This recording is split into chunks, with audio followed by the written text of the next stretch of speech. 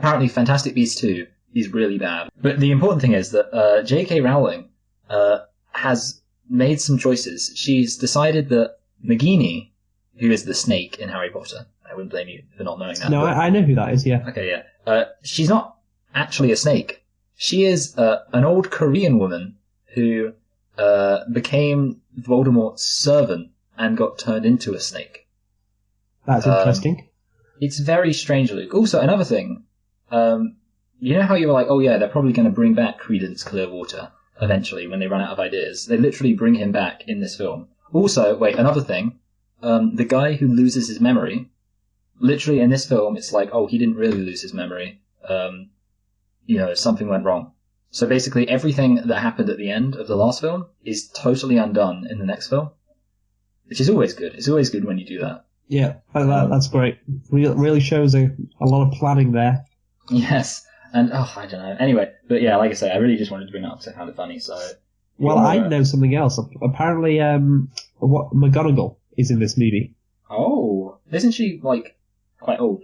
Yeah, well, she's I think around 80 years old in the original Harry Potter books, but I just saw on Twitter that according to this movie, McGonagall is actually 130 years old.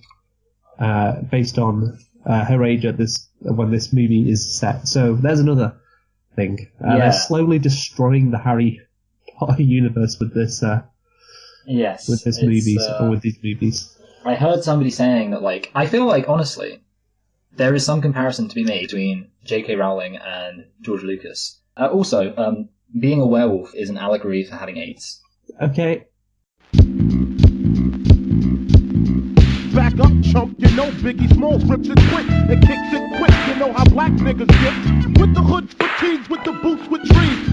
Flipping trees, making crazy G's. Hitting buckshots at niggas that open spots on the avenue. Take my loot and I'm bagging. Pimping hoes that drive Volvos and rodeos. Flash the roll, make a wet in they pantyhose.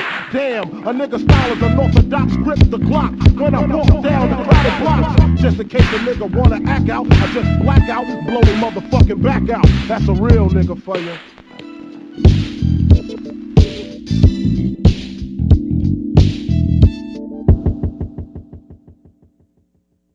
Hello and welcome to Select and Reflect, the movie review podcast where we look at films that have come out relatively recently at the cinema and see if they still hold up upon a second watch. I am your host, Michael, and I'm joined as always by my co-host, Luke, and this week we are celebrating the release of Assassin's Creed 2. Yeah, well that's not right, is it? No, it's not, is it, Luke? It's actually Creed 2. Mm-hmm. The crimes of Ivan Drago. Yeah. I think that's the name Yeah, of the he's character. A murderer. By looking at Creed 1. Creed. Yeah, it's just called Creed. Yeah, Creed, and where to find them. Okay.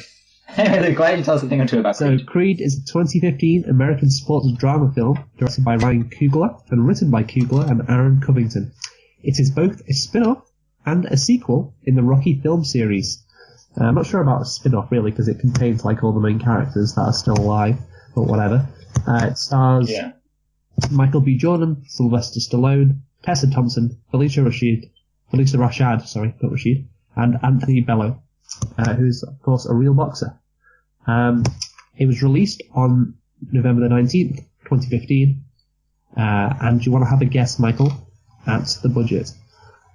Oh dear. I mean, this is a complete shot in the dark here. it can't have been that much, but it's one of those, like, it's a very famous celebrity, Sylvester Stallone, and, like, it's one of those things where, because it's an established franchise, I feel like there was a bit of embezzling going on. Like, people were like, hey, we could make a lot of money off this, so let's have a really high budget and then not really spend it. But I'm gonna go for what feels conservative. I mean, not conservative. I'm gonna go for what feels like middling and go for 60 million. Not your worst guess ever, Michael, but yeah, it's still a bit off. It's 35 million. Oh, okay. Yeah. So it was, less. And now the box office. I think it's made quite a bit. I don't think this was, like, massive. Obviously it made over 100 million. I think it made over 200 million. I even think it made over 300 million. I'm quite confident it made over 300 million. I am reasonably confident it made over 400 million. 600 million's pushing it. So I feel like my middling is just going to be 500 million. Well, Mark Hill, you're going to be surprised at this. You really are going to be surprised at this. It only made $173 million. Yeah. Really? Wow. Okay. For a Rocky movie, like, I don't know why it made so little, but there you go. I mean, it still turned a profit, obviously, and a healthy profit at that, but yeah, not as much as I would have expected, and obviously. Yeah. They should have called it Rock Creed. Rocky, a Creed story. Yeah, exactly. That would have been good. Or, well, what about Creed? I feel like Creed, a Rocky story was better. That's better. They should have called it Rocky Horror Picture Yeah, they need Rocky in the title because people are so dumb. They just see Creed and like they don't recognize Sylvester Stallone, especially because it's wearing. They think it's Assassin's. They think it's Assassin's Creed. Yeah, that's the issue. Which is that is the problem. Anyway, but what do we do? Did you like it? Did you like it? That's what we did. Did I like Creed? Yeah, I think I like Creed. I think so, yeah. How about you? Yeah, I mean, I thought this film was pretty much everything I expected. It didn't surprise me in a good way, but it also didn't surprise me in a bad way. So, okay, yeah, I was just like, yeah, I like this. I was expecting to think it was a competent, quite enjoyable film that I could like, and that's what it was. But I wasn't like, wow. Anyway. See, you seem to reckon that you should do the plot. Yeah, I do. So, yeah, exactly. So tell us the plot. So basically, the film stars Michael B. Jordan as Adonis Johnson Creed, Apollo Creed's son, and obviously Apollo Creed had an affair with another woman and died before Adonis Creed was born. So he doesn't know his father Apollo, even though he was one of the greatest boxers of all time, and he wants to be like his father. He wants to fight. He was taken into who is it? It's Apollo Creed's wife, but he's not her son. Yeah. So it's like, I think they do mention at one point, I can't remember where it is, but they do mention that it was due to an affair. When they're on the news, they're like, this was due to an affair, so it probably was a big embarrassment for the family. Yeah. So Apollo Creed's son, Adonis Creed, played by Michael B. Jordan, he wants to fight, even though, he's got a stable job, he lives in a fucking mansion, he still wants to fight, so he goes to Philadelphia to get trained by the legendary Rocky Balboa. So that happens, and yeah, he basically works his way up, practicing, training with the help of Rocky, defeats a very good boxer, I can't remember what rank he is. I think he's the world light heavyweight champion. Oh no, that's Pretty Ricky Conlan. No, that's who he fights at the end. Anyway, he fights a very good boxer, then fights Pretty Ricky Conlan. Like I just said, the world light heavyweight champion in the finale, and does lose on a decision. What a twist! What a twist, eh? And so yeah, but he gave it his all, and he showed that he is a true Creed, which obviously was something he was concerned about. So yeah. The real Creed was the friends he made along the way. Exactly. So yeah, Michael, how many nitpicks do you have? Luke, I've actually... This is weird. I only have one, and it's a really bad one. Well, I have one as well. Okay, my one's worse. Okay, go first. So I guess I'll go first, okay. So I just think it's kind of weird that, the dad is called Apollo, which is obviously, a Greek god. And then the kid is called Adonis, which is also a Greek, not necessarily god, but I think he's like a figure in Greek history. And I was just thinking, why have they got to be weird names? That's what I was thinking. I was just thinking, that's strange. Is that it? Is that your whole nitpick? Yeah, that's my nitpick. I was like, Adonis, that's kind of a weird name, considering his dad was called Apollo. And then I was like, but what I was thinking in my head because that was right at the beginning, and I was thinking in my head, okay, what will probably happen is I'll find another nitpick, and I'll replace it. But I never found another nitpick, so there you go. Okay. Yeah. Well, my nitpick is actually a legitimate nitpick, which is, it's a problem. A legit pick. There we go. That's a good name for it. So my legit pick is as follows. The guy at Adonis's gym in Los Angeles, the trainer, doesn't want to train Adonis. And I can't really figure out why. Adonis is in shape. He's a decent fighter, as he proved. And obviously, he knows, and everybody knows, he's the son of Apollo Creed. Think how much money could be made if he was a good fighter. But the trainer in the gym in LA is like, no, this isn't for you. It's for other people who want to fight, who need it. But I'm just thinking, why not? He's good enough. He's fucking Apollo Creed's son. Like, I don't see why you wouldn't train him.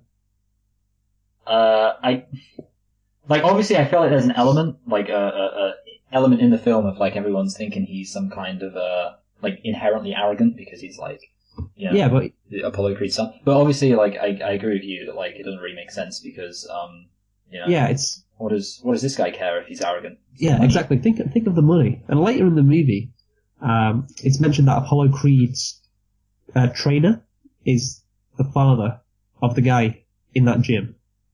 So it's not like he'd have a grudge against Apollo Creed. So I don't know what's going on there. You know, it has to be, he has to get trained by Rocky Balboa, obviously. But they should have had a better reason then. He just doesn't want to because he's wealthy. Because that doesn't stop you, does it? So yeah, no. that's my one nitpick.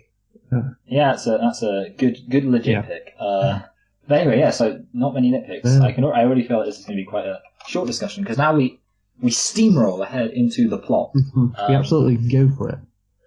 So, do you want to? What are your thoughts on the plot? Okay, so I think the plot. Look, it's predictable. I think I expected it to be. Like, obviously, the example with Rocky. When he goes to meet Rocky, Rocky's first like, hey, I'm not going to train you. You know, I don't do that stuff anymore. But then he's like, okay, I'm going to train you. Like, oh, who could have seen that coming in? And I think the plot, apart from Adonis's motivation, which I'll talk about later, you know, it's the standard sports movie formula that Rocky kind of perfected 40 years ago. Everything that happens, you expect. And certainly with a boxing movie, I don't think you can do anything differently. I don't think you need to do anything differently. Like, the audience doesn't want you to reinvent the wheel. Like, they don't want anything out of the ordinary. They want a guy who, you know, trains with his trainer, you know, is the underdog, then eventually proves himself in a fight at the end, in a big fight at the end. And that's what this movie does. That's what the original Rocky does, obviously.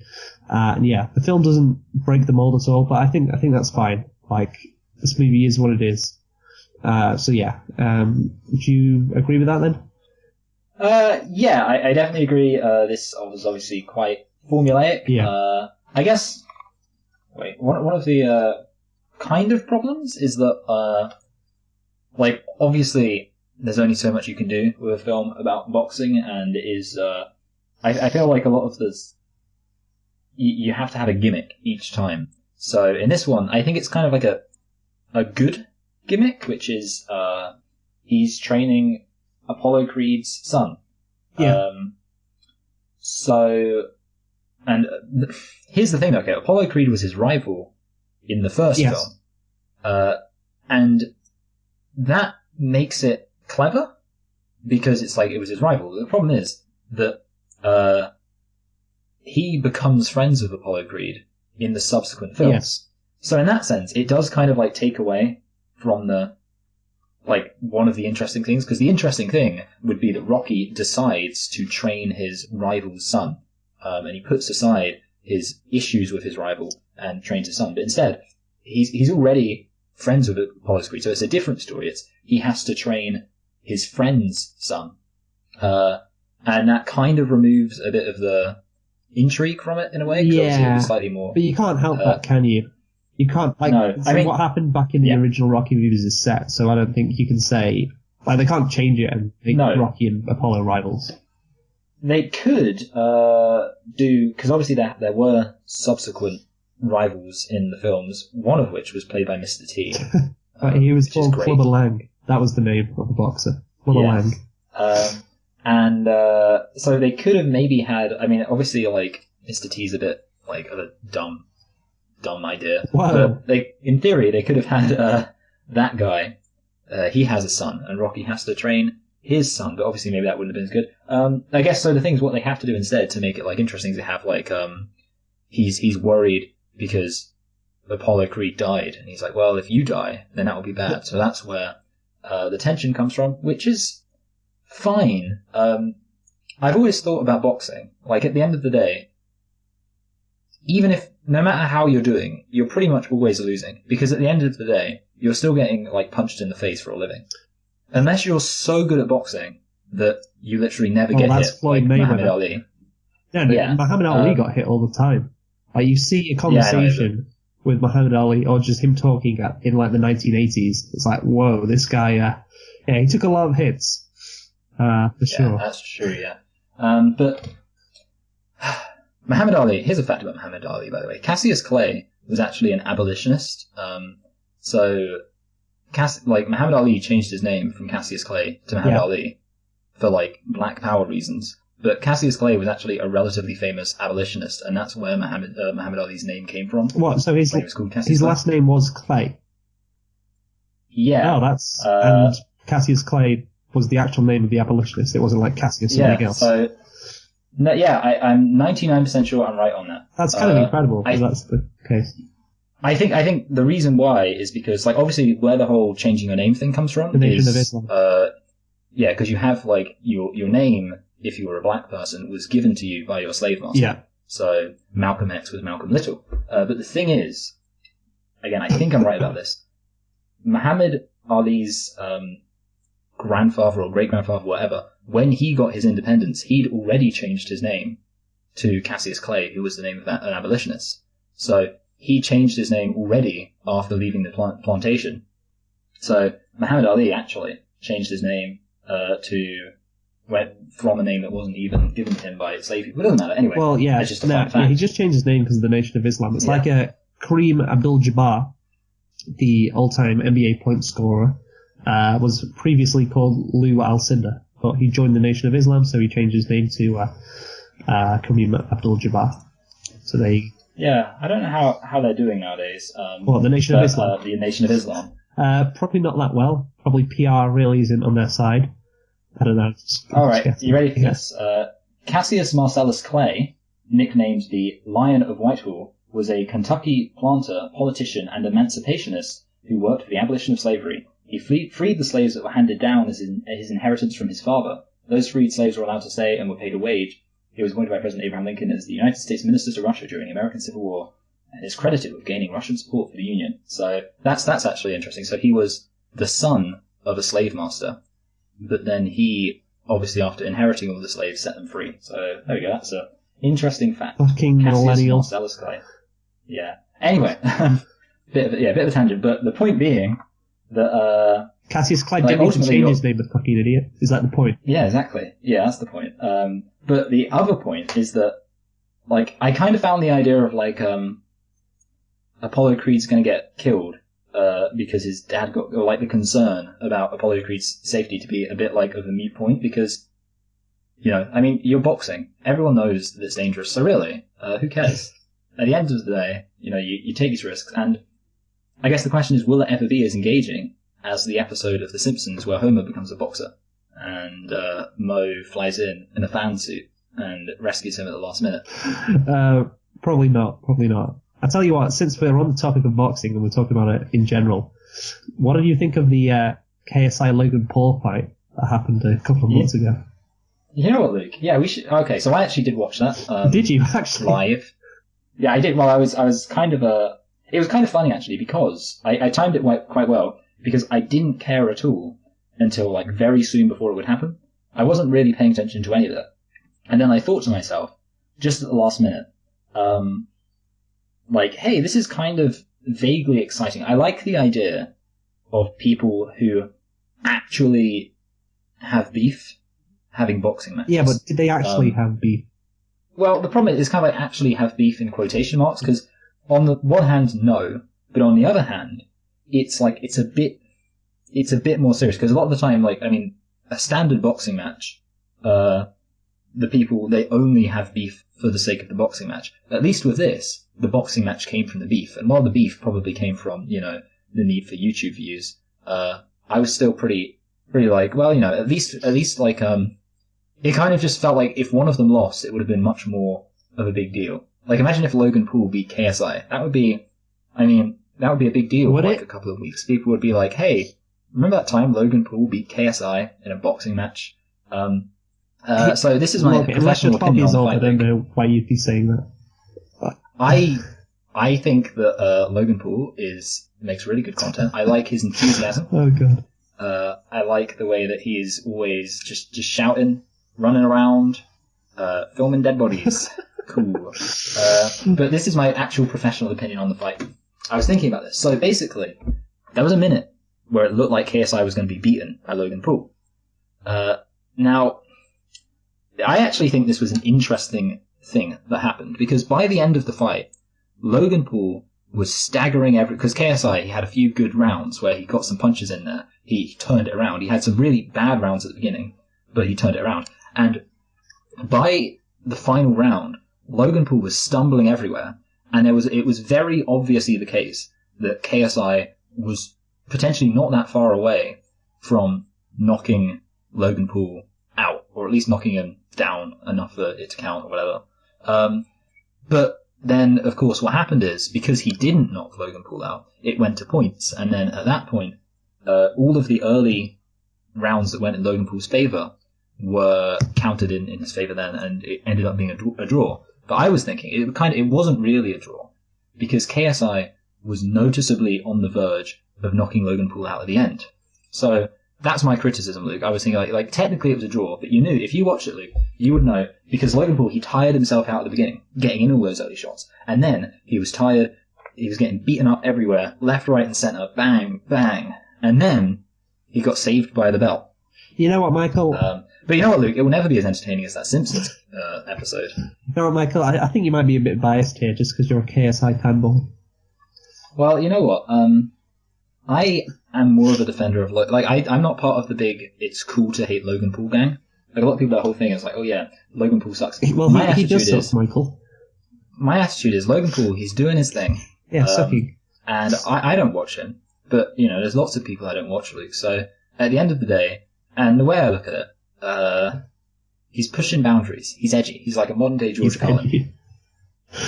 Yeah. Remember when George Carlin filmed those dead bodies in that forest? It's like, back in the future, there'll be all these documentaries about, about Logan Paul, and it will have him as, the person who pushed social boundaries, and there'll be all these famous YouTubers being interviewed talking about Logan Paul, and being like, yeah, Logan Paul, he was out there, man. Everyone, he was just doing all the things that everyone else was too afraid to do, man. And, people will have, inspirational posters of Logan Paul, and, all of these quotes by him will be shared, on people's Facebooks, and it will be, and Tumblr, and they'll be like, remember Logan Paul? That's what our kids will be like. Oh, God. To our kids, Logan Paul will be like George Carlin and Bill Hicks are to us. Okay, Michael, let's get back onto Creed. Yes, Creed. That's okay. I just want to think about everything I have to say. Okay, yeah, I've got everything. We've literally done 10 minutes without talking about the movie we're going to be reviewing. I don't know how much I was taken with the whole he doesn't want to be known by the name Creed thing, because at the end of the day it just felt a bit contrived. The only reason they had it in there was so that he could, because there were loads of arguments that just, or loads of problems that just happened because he didn't want to be called Mr. Creed. Mr. Creed. And I was thinking if he just because I kind of get it, but it sort of reminds me of how LeBron James Jr. Who's playing basketball. I don't know if it's professional. I imagine no, it's not. It's not professional. I don't mean professional, professional. I mean with the potential to become professional. Maybe. Basically, yeah. LeBron James Jr. said that he doesn't want to wear his dad's number. Yeah. When he's doing things, because he doesn't want people to know who he is, and that's just hilarious to me. So this whole what idea he goes of by LeBron James Jr. Cassius Clay. He goes by a Bronny. That's what he goes by. Is Bronny. Is he a brony? Maybe that's the secret meaning. But yeah, that's because LeBron actually said, because obviously I'm a Lakers fan. LeBron plays for the Lakers, so I know a bit about the situation, and I'm an NBA fan in general. LeBron said he regrets giving LeBron James Jr. his name because it's going to be a lot of pressure on him if he's good at basketball. I mean, there'd be pressure on him. Honest, imagine, it's just more because his name's LeBron. I can't imagine giving a kid my name, because there are so many names out there. Yeah. If anything, most people should have so many names that they're not going to have enough of. There's just so many great names out there. That's a good point. To waste a perfectly good kid on your name. Also, he must have had this kid really young because he's 33 and his kid's 14. Yeah. If I do some quick maths, Luke, that tells me that he had the kid when he was 19. Yeah, the thing is with LeBron, he's always been very old. Like, the thing, he came to the league when he was 18, and he looked like he was 25. So, he grew up fast. So, yeah, just, that's the thing with LeBron.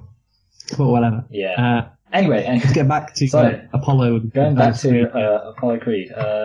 Do you have anything else to say about the plot? Because I've got two things to say. So I got one thing to say now, and I'll go first. I think this movie, although we've said, it's predictable, I really like the tone of this movie. It's an incredibly realistic tone. Like, everything about it feels so grounded in reality. It doesn't feel like a Hollywood movie. And I think this is down to the characters and the dialogue, especially. The dialogue feels very authentic. And I think you got to put that down to Ryan Coogler, the director, who obviously has directed Black Panther recently. But yeah, I think it just feels so real, this movie. Apart from the scene where he's running down the street and there's motorbikes around him, that was the one scene where it's like, okay, you've got a bit too far here. This doesn't feel like this scene should be in this movie. It doesn't feel realistic, but the rest of the movie really did. So yeah, what do you think about that, Michael? Yeah, I agree. I guess there's obviously two things. First of all, this film did not feel campy, and I guess you could say that the other Rocky films might have felt like a bit campy with the whole working out montage and all that stuff. This film did feel this film felt more like a drama. Yeah, like it was a drama that was about boxing, which is that's the way to go. Which I guess is true for a lot of thingies. But obviously, when you're doing a sports film, there are two approaches. You can either do a drama or you can do a comedy, like Happy Gilmore. And nobody wants to see a comedy about somebody getting beaten up, so you got to do a drama. Apart from that episode. Yeah, apart from that, yeah. But yeah, I agree. It was So it was a lot like a genuine drama that could have been about anything else. Like, it could have been about some guy and he's going to war, or some guy and he's going to prison, or some guy and he's got some kind of horrible disease. And then all of the characters would be, you have this motivational guy and this love interest and all those things, and it wouldn't need to be changed. So yeah, I agree. So it's kind of because it was just a drama film that happened to be about boxing, it meant that it felt a lot more real. Yeah, real, and the tone was much more becoming of a real film. So yeah, that's a good point. Thank you. Do you want to say something? Now, yes, I've got a general point and a specific point. I'll start with the specific point. I liked the parallel between fighting cancer and boxing. I thought that was clever because Sylvester Stallone, or Rocky, he finds out he has cancer. I guess it's another example. I suppose one thing that is sort of a takeaway is a lot of the drama felt a bit contrived, for so many things. I feel like almost every single thing that I've mentioned so far that was a cause for drama, my criticism has been it felt like a bit like the only reason it was there was to cause drama. And again, I feel like the only reason why Rocky Balboa was I don't actually want to get treatment. Obviously, he says his reason is it's Apollo Creed's dead, everyone's dead, but through you I can live on. So the only thing I care about is your fight. I don't care about getting cured for cancer. That seemed to be his logic, which again I think is contrived logic and just there so that people are oh no, Rocky, don't do it. But then obviously he doesn't, and the guy's you've got to keep fighting, and it's kind of it harkens back to Rocky's famous speech. It's not about how many times you get hit. It's not about how many times you fall down. It's about how many times you get back up, or whatever he says. I can't remember. Yeah, but, something like that. Yeah, and it's kind of so that's the thing with the cancer. He's you've got to keep fighting, and he's appealing to Rocky's own sense of motivation to keep fighting. And do you know what movie that speech is from? What the not how many times you get hit and you've got to hit back down, or yeah. Well, do you know which Rocky it's from? I thought it was from the first one. I believe it's from Rocky 5. Really? Yeah, I think it is. Okay, well that's surprising because Rocky 5's the bad one. No, Rocky Balboa is the bad one. Okay, well I'm getting right. I got you, Luke. Well, anyway, it doesn't matter because Rocky 5 is also bad, but yeah, Rocky Balboa is extra bad. Right. Okay. Rocky 4 is the one where he fights the Russian. Yeah. Anyway, okay. So. And solves communism as well. Yeah, or stops communism rather. Anyway, but I guess the other thing is, there was part of me that was feeling like the film was kind of dragging, almost as if it felt like the only purpose of the film was to build up to the final confrontation, and it was just like... Well, that's because it is. Yeah, that's the thing. And I guess that's a general limitation of the Rocky films. So, Yeah. I guess the bad thing and the good thing. The bad thing is, it felt like it was all just, the whole point was just, it's the final confrontation, we've got to have a load of things happen before then, but ultimately that's all that matters. The good thing is, obviously, that it was relatively competent and actually, superficially engaging. So, well done, film. But apart from that, that's all I had to say about plot. No, yeah. I got a couple of things to say, Michael, about the plot. So, well, you mentioned the cancer thing with Rocky. It kind of just felt like something that it was going to happen with Rocky because he's old. Oh, he gets cancer. And you're right, like the reason for him not fighting cancer just is a bit... I'm not sure Rocky would actually feel like that, especially... He says Adonis isn't his family, and then he has a change of heart and says he is. So yeah, I'm not really sure what's going on there. Also, the one thing I do really love about this movie, and what I think separates it from the Rocky formula that we talked about, or the sports movie formula in general, is Adonis's motivation. And I think it's, like I said, one of the only unique things in this movie. He's not down on his luck or going through a tough time, like, for example, Rocky was in the original Rocky movie, or various other protagonists are in their sports movie. Yeah. Like, he lives in a mansion, he's got a nice, stable job, but he just still wants to fight. Like, he still has that inside him, because that's obviously how he grew up. He's in juvie, I think they call it in America. And yeah, he's got some of Apollo's DNA in him. So he's like, yeah, I just want to fight. I'm not happy with this job. I don't really care that I've got so much money. I just want to fight. I just want to be a boxer. I just want to, get in a ring. And it's very interesting motivation. Yeah. It's not what you usually see in a sports movie at all. So that's something that I like. That's something that's unique about Adonis. Yeah, but I think that Happy Gilmore had better motivation, because the bad guy was going to buy his house and bang his grandmother.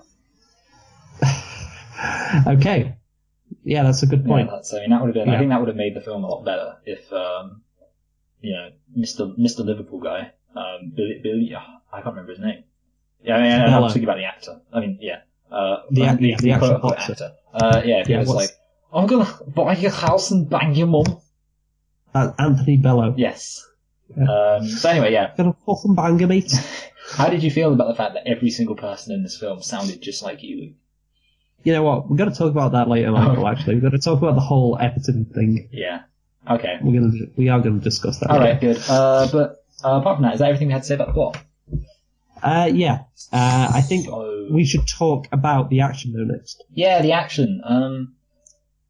I guess we should talk about this, because I'm confused. I should clarify, Luke, that I don't watch boxing matches unless they're between YouTube celebrities. So I need to know. Like, the weird thing about it is it looked literally like they were just like taking turns punching each other at some points. Was this the last fight? Yeah, the last fight. And yeah. I thought that was strange, because I thought like one of the things about boxing is actually boxers get hit like not that often. Obviously like quite regularly, but it's like most of it's that they're standing around, ducking, diving, jabbing, and the jabs don't quite hit. But in this, who's the best boxer right now, Michael, of modern times? I should say. Floyd Mayweather. Floyd Money Mayweather. His record is 50-0, 50 wins, 0 losses. Do you know how many times he's been knocked down to the floor in his career? 55. Once. Oh. You're a bit off there. Once he's been knocked down, and he's famous, obviously, for being the best fighter of his generation, but also for not getting punched. He's very good at managing to he's a very good defensive fighter, basically.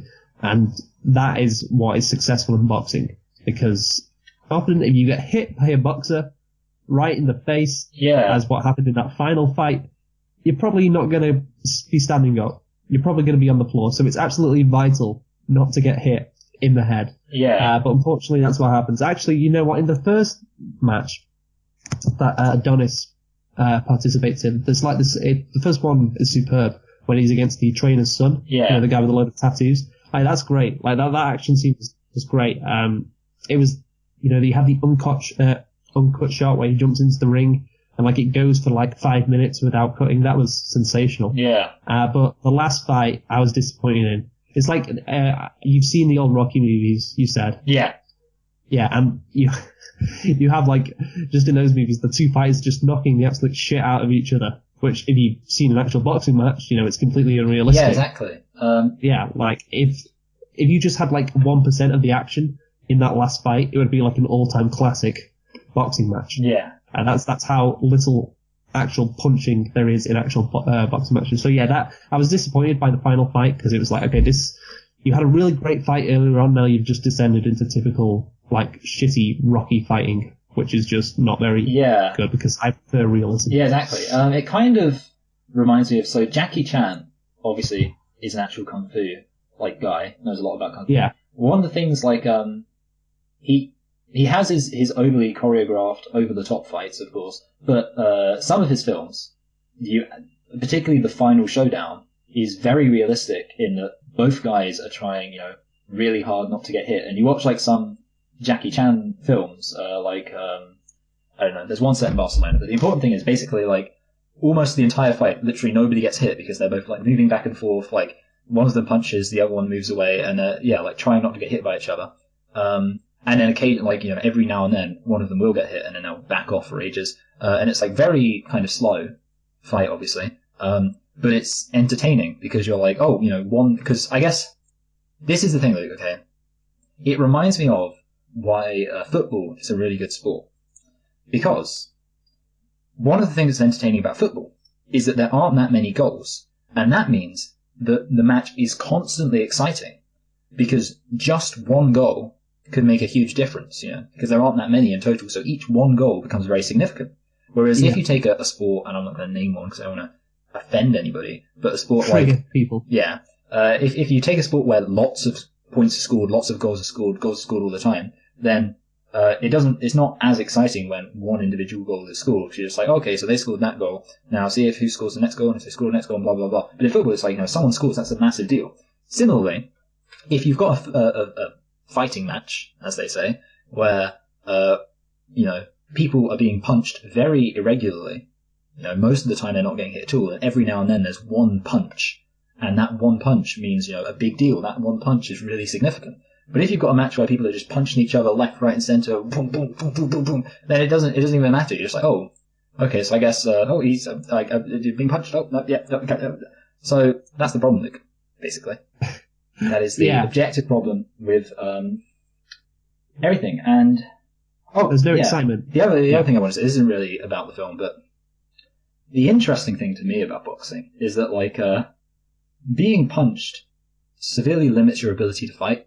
So I feel like, once you've been punched like a couple of times, it's basically just like you're pretty on the back foot at that point, which is also quite exciting. And again, they didn't really exploit that very much, So yeah, unfortunately, the film, obviously, because there's two people fighting each other, can be very exciting, Luke. It can be. It can be indeed. In fact, people might even call it an action scene. With the first fight, Michael. Yeah, exactly. That was very exciting, yeah. It was kind of weird that it was almost like it was such a not relevant fight in the grand scheme of things, considering it was, better than the last fight. Yeah, I don't know, like they kind of had to make it like the last fight, maybe Ryan Coogler got told, okay, you have to make it like the original Rocky fights, or maybe he was just under pressure and was like, nah, I gotta make it like those original Rocky fights. Where people are just knocking the shit out of each other, and obviously it's just descended into a completely unrealistic like fiasco. I don't know if you've seen, there's this College Humor sketch, Michael. I know you're a big fan of College Humor. Yeah, I'm a reasonably big fan. Yeah, and it's one of the few I've seen in which 20 years after the Rocky 4, which I think came out in 1987. Yeah, I think Rocky 5 came out in 1990, so I don't know. That sounds about right. So they were talking with a load of HBO boxing people. There's a guy in this movie called Max Kellerman. He's the boxing guy for HBO. He was in this College Humor sketch, and they were discussing obviously the original, or not the original, I guess, but the fight between Rocky Balboa and Ivan Drago, as if it happened in real life. Oh yeah, I got you. I haven't Yeah. seen that, but that sounds like obviously a funny idea. Yeah, and it was like, and I think it was actually Max Kellerman who said something like, and it was incredible. It was like 80% hit percentage or whatever, which is wild. It's like obviously 87% of the time the fighters were connecting on their punches, which is just absolutely ridiculous. Considering, like, I don't know what the actual percentage is, but it's certainly much lower than that. Yes. So yeah, that's a shame that the last fight scene descended into something that. Because the thing is, I wasn't expecting it, because you see the previous fight scene, and it's like, okay, they're going to do the same thing, it's going to be intelligent. You've got an actual boxer in Anthony Bello who is there. So obviously he knows how to box. You shouldn't have an issue doing like a really good boxing scene, but yeah, it was just two people knocking the shit out of each other, which, yeah, it was just not entertaining and unrealistic, and ultimately I am disappointed that Ryan Coogler decided to do that for whatever reason. Yeah, we want our money back. Yeah, definitely. So yeah, that's all the action really. Do you want to talk about the characters now? Yeah. So you can be in charge of directing. I assume you've got your little Wikipedia document up to tell us all the characters. Yes. Good. I do. So we've got Michael B. Jordan as Adonis Creed, an underdog but talented light heavyweight boxer, and the son of world heavyweight champion Apollo Creed. He goes by the name Donnie Johnson. So yeah, about the whole thing with his dad, like, I was a bit confused. So he's called Donnie, but what's his face's son is called Bronny. Yeah, Bronny. Bronny and Donnie. Bronny and Donnie. Yeah, so the whole thing with his dad, like, it's not clear what he really thinks about his father. It's complicated, which I guess is realistic. I don't think, if you never met your dad because he died before you were born, but and you also, were like, he cheated on, knowing you're the result of an affair. I think that would be kind of weird. Yeah. Knowing, because basically like, that you're the product of something that was, like, morally questionable. Yeah, but then he died before you were born, so, and obviously he didn't do it on purpose. He died in the boxing ring. So yeah, I mean, at one point Rocky tells him to stop hating his dad, but then he says to his girlfriend he doesn't want to be known as a fake Creed.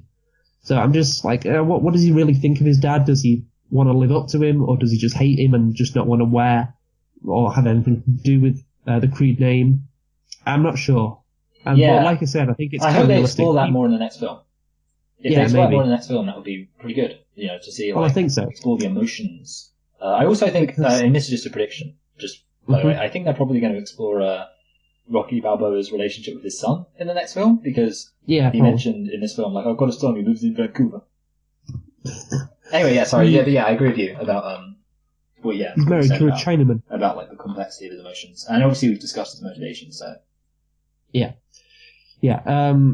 So I think, it's complex, but like I said, it's realistic. Another realistic thing about this movie. So we got Sylvester Stallone as Robert Rocky Balboa, a two-time world heavyweight champion and Apollo's rival turned friend, who becomes Adonis's trainer and mentor. He owns and operates an Italian restaurant in Philadelphia named after his deceased wife, Adrian, played by Talia Shire in previous films. So, Sylvester Stallone. He was nominated for Best Supporting Actor for his role in Creed, and I think he was very good. Yeah. And it's surprising that he was nominated, especially for his performance as Rocky, but there you go. Yeah, it was fine. He wasn't bad. He was... The original Rocky won Best Picture. Really? Oh, that's cute. Yeah, well, that's the thing, like, obviously you watch the original Rocky and it's just like a cliche of sports movies, but it's the thing of, like, the cliche becomes so popular, the movie becomes so popular that everything in it becomes a cliche. Yeah, that's true, yeah, exactly. So, was it following the cliches, or was it setting them? That's the question. Yeah, well, it's probably setting them. That's what I'm trying to make. So, yeah, Sylvester Stallone, I don't think he's not bad. I think he's very good. I think he plays his role very well. I mean, to be honest, like, he wrote the role for himself back in the day, so it makes sense. Yeah. It's really like, I mean, obviously it's his screw Rambo. It's his trademark role, so it kind of makes sense. I mean, in a way, it's almost like saying Sylvester Stallone plays a good Rocky. It's like saying Sylvester Stallone plays a good Sylvester Stallone. It's like it's his character. So yeah, I guess. But like, obviously that's not to diminish, because obviously he still does a very good emotive performance. And yeah, I mean, I definitely believed he was an aged boxer who is also rocky. We've got Tessa Thompson next as Bianca, a singer-songwriter who becomes Adonis's love interest. Yeah, I mean, the first thing is, I was not that taken with her music.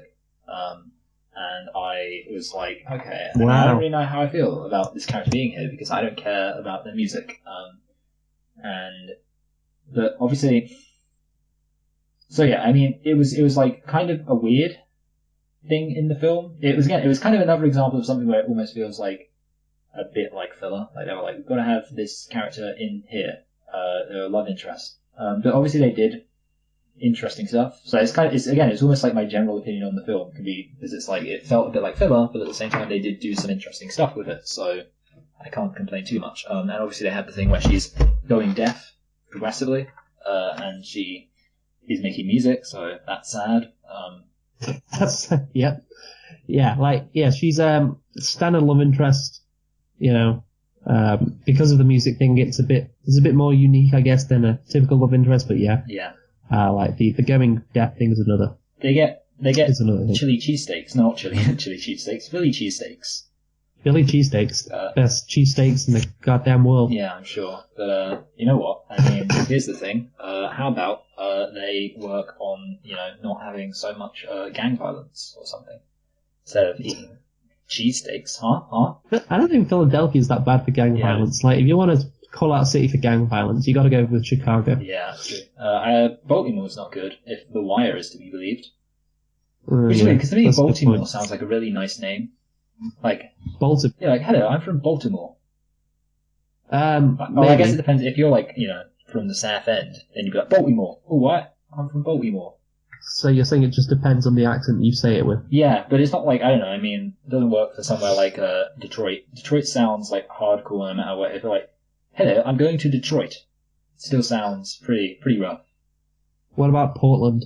I think Portland sounds very posh. Yeah. Because, ultimately, port, starboard, it's sailing terms, and everyone knows that only rich people sail. Yeah, that's a good point. Next character. Sorry, mate, I'm just watching the NFL and I just saw something hilarious.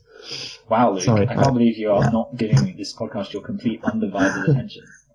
Well, I am. It's just that I'm flicking back and forth, right, okay. Just to check. By the way, Luke, that's the very definition of divided.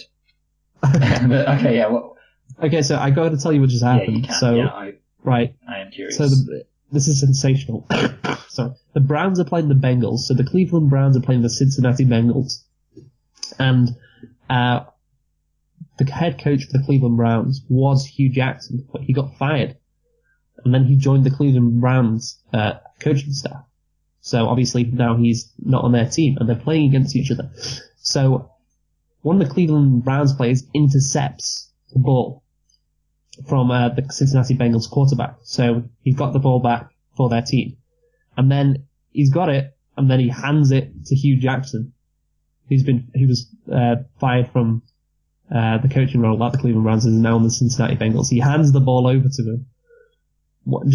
Incredible stuff, Michael. Yeah, it's just so disrespectful. That's not very nice at all. What a mean guy. That's not very sportsmanlike of him, is it? It's hilarious though, because Hugh Jackson's known as an idiot, in the NFL. He's not that good a coach. Well, his record's 3-36, so 3 wins and 36 losses. So he was directly compared to Michael Scott out of the Office. Yeah, by one of the Cleveland Browns players when he got fired. So that's the kind of guy he is. And he joins the Bengals, and he gets handed the ball as the quarterback.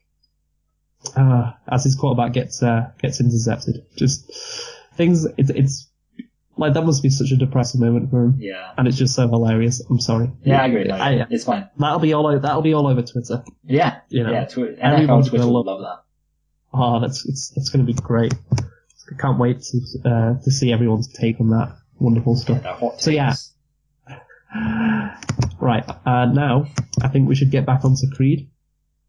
Felicia Rashid as Mary Ann Creed, Apollo's widow and Adonis' stepmother, who takes in Adonis as a child following the death of Adonis' biological mother. Oh, I didn't know his mum died. There you go. Yeah. Well, he says it, doesn't he? Oh. His mother died when he was young. Oh yeah. That is a line. Yeah, I forgot, sorry. Yeah. So I don't really know what to say about this character. You know what? Yeah, I think We'll just go back onto Anthony Bello as Pretty Ricky Conlon, a British boxer and the world light heavyweight champion. Yeah, we could also use this to talk about, the accents, Luke. The fact that everyone sounds like you. So, I mean, obviously the Rocky films have a history of casting people who aren't traditionally good actors, in these films. Actual boxers and, people like Mr. T. So, I guess they just continued that by casting someone else who wasn't really an actor. And again, it doesn't really matter because it's not like he had to do any acting. He just had to pretend to be a boxer. So, and that's you have to pretend to be what his job actually is. Yes, obviously they didn't really give him a character, but I feel like they shouldn't have given him a character because he's probably not a good actor. So if they gave him any kind of serious character, then it would just feel weird. Yeah, okay. But here's the thing, I'm very interested in why Tony Bello was picked. Have you found out anything about it, Luke?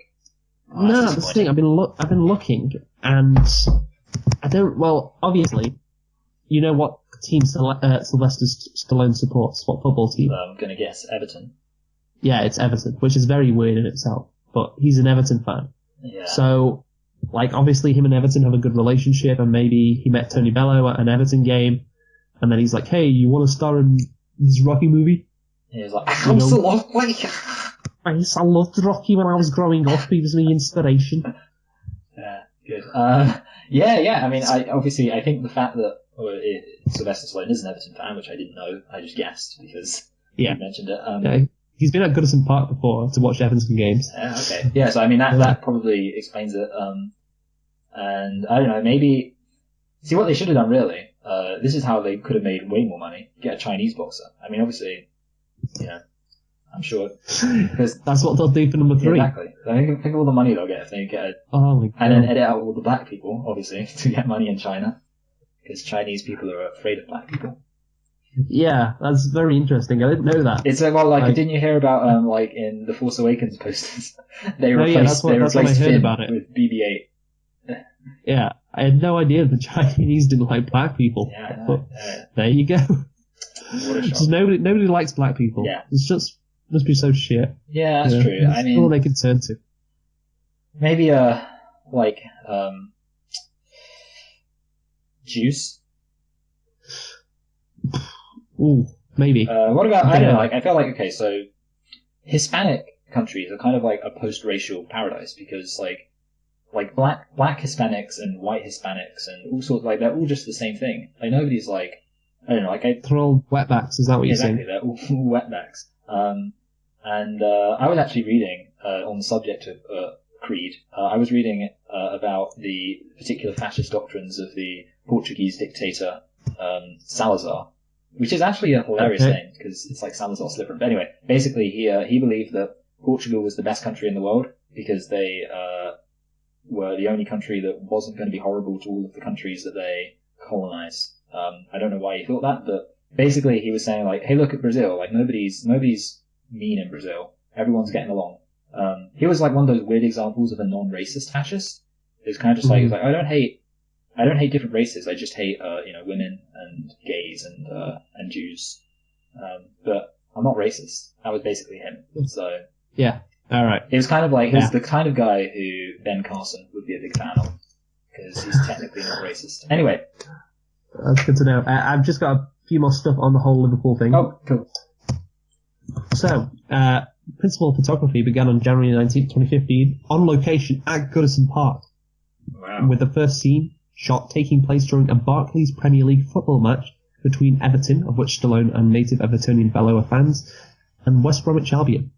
What a game for Sylvester Stallone to visit Everton versus West Brom. Yeah. Goodison would later host both the climactic fight between Donny and Conlon, and also Bello's real-life title fight against Alunga Makabu in May 2016, which was the first outdoor boxing match in Liverpool since 1949. So there you go. I thought initially, because obviously I hadn't seen a lot of boxing matches at Goodison, it was a bit unrealistic. They wouldn't actually have a boxing match at Liverpool. At Goodison Park, but apparently they did. So, yeah, there you go. Yeah, I mean, I guess like they got to find places to host these things. Like really, I kind of appreciate the efficiency because that way you just need one stadium. It's genius. Yeah, it's genius. You don't want, That's what they do in all America. these different stadiums. You want one stadium. And that's what they have in Australia because they've got Aussie rules. So they're like they have these massive stadiums. Because you know how like Aussie rules football is ridiculously like the pitches for that are huge. So Yeah. they've got these massive stadiums in Australia, and that way they can all go see Kylie Minogue. Yeah, in American sports, it's crazy. You have, for example, the Staples Center in Los Angeles. It hosts basketball, and literally 12 hours later, it can host ice hockey. Wow. Yeah, it's Well, this is incredible. supposed to be a rock concert, not the Bleeding Splish Splash show. What's So that from?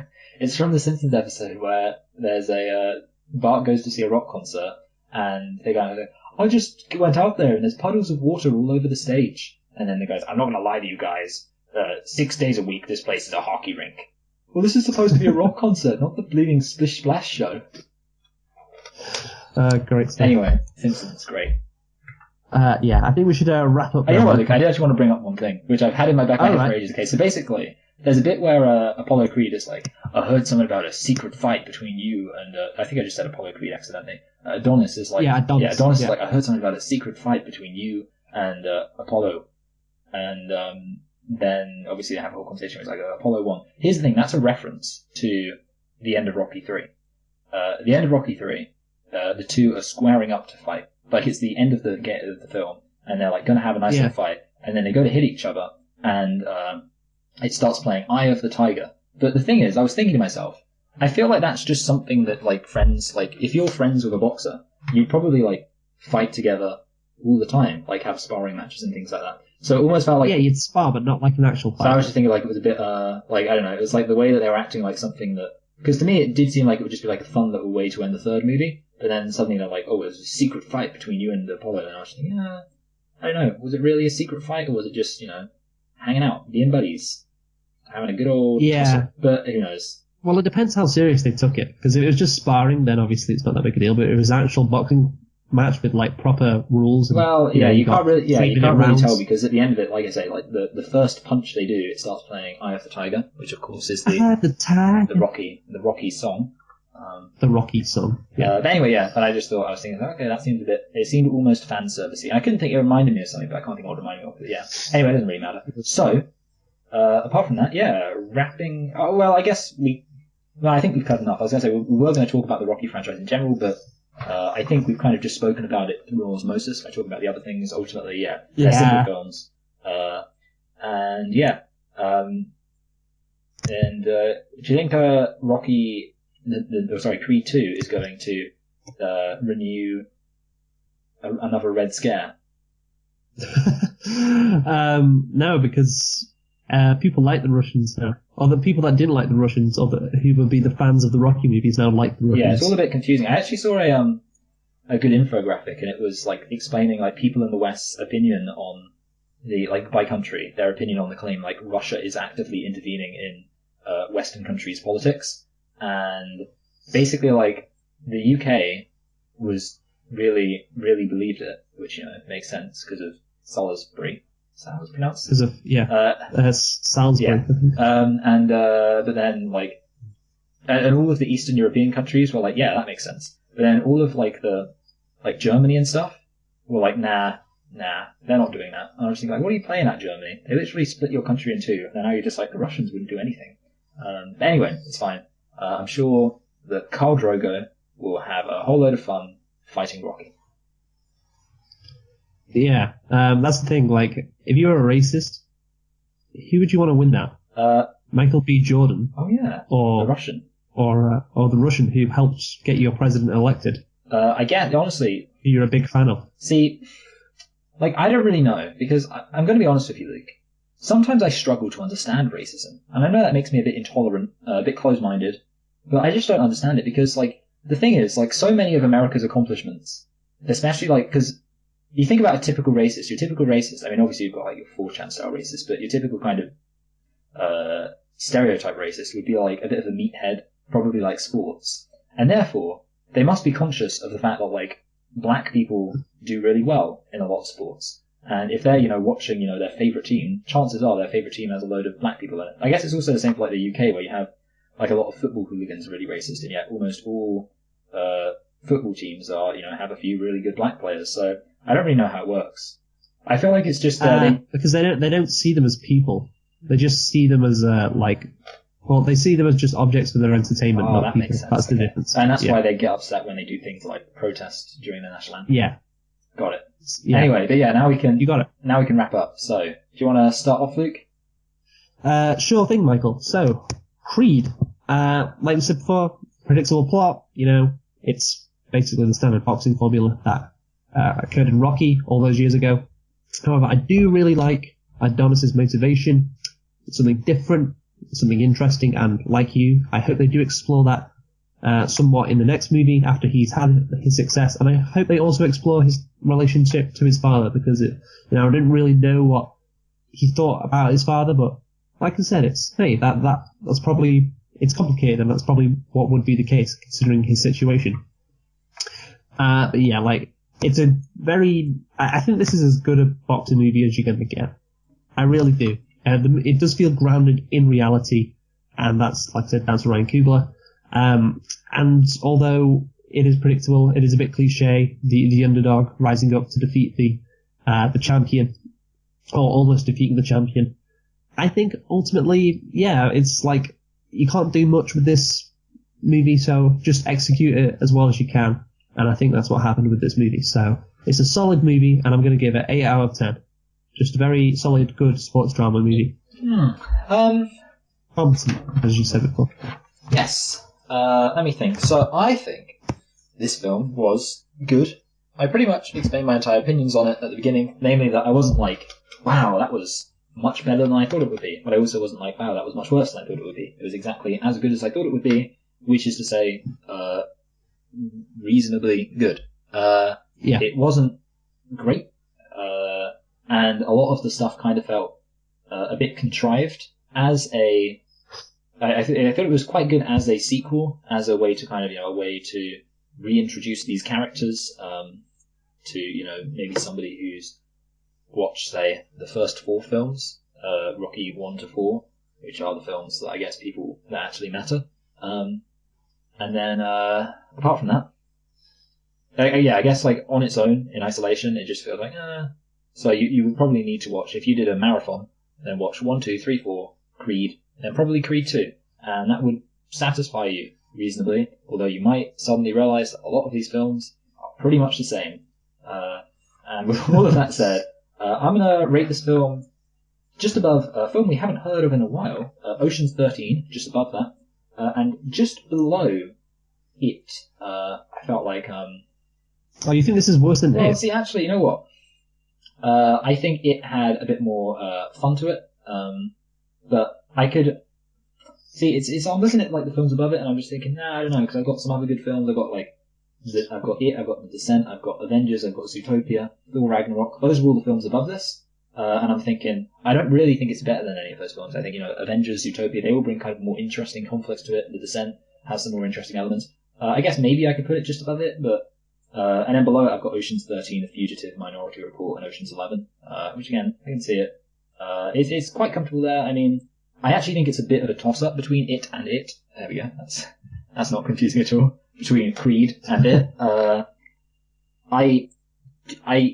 think it was more interesting and unique, even though it had a lot of stupid moments. I guess the thing is, I would say Creed is entertaining in a, hits the same basic beats to be reasonably enjoyable kind of way. Or quite enjoyable. I would also say it, I don't think it was that bad. I think it was not good compared to the other films we were reviewing, namely, films like The Descent and It Follows and A Quiet Place. But I think that it was still not. I thought it was just a competent film, and I thought this was a competent film. So yeah, I mean, maybe I could put it just above, but I could also put it just below. Either way, I don't think there's that much in it, is my opinion. Okay, fair enough. Anyway, but aside from that, next week we've got to. I don't know how short this was. Should we find out? Okay, yeah, this is going to be quite short, which isn't a surprise. I don't know. It was a pretty simple film. Next week is going to be a film that's going to be complex. It's going to have layers. It's going to have a diverse multitude of dimensions to it. And that is, of course, the film I Feel Pretty, starring Amy Schumer. Amy Schumer, of course, the best comedian. She's funny, multi-talented. She is definitely the Seth MacFarlane of women and the Seth MacFarlane of people who are less funny than Seth MacFarlane.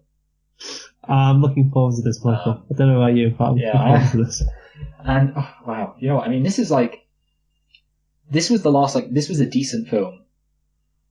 We've got Amy Schumer, and then we have DC Ember. So, anyway, alright, good. Yeah. So until then, I'm going to be watching it right now, Luke. I'm so excited, but until then, I've been... Oh, wait, no, you do that, sorry, Luke. Yeah, I did that, come on. So, so thank you for joining us for Creed, because obviously releasing the movie Creed 2, we've been selecting and reflecting on it. As Michael just said, next time we shall be doing I Feel Pretty, which I just can't wait for.